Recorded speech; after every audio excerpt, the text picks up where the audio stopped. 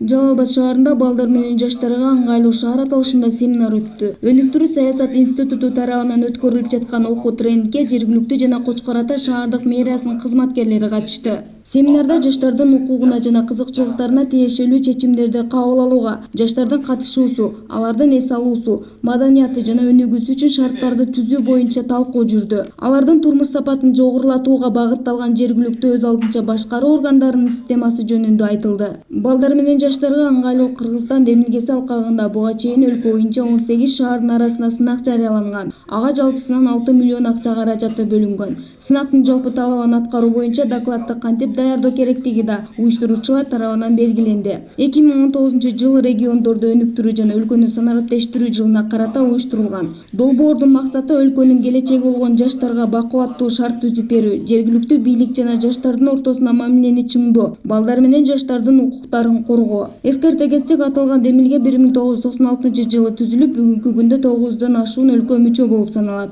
Бүгүнкү иш-чара, өткөзүп аткан иш-чара ушул балдардын бүгүнкү күндөгү, мисалы, ар бир шаар доклад даярдап барат конкурска. Ошол докладты кантип даярдаш керек, эмне кайсы маалыматтарды докладка киргизиш керек, бүгүн ошол жөнүндө биз ушул окуу тренингде мэрия Жалал Абад шаары менен Кочкор Ата шаарынын мэриясынын кызматкерлерине бүгүн толук маалымат берип кетебиз да.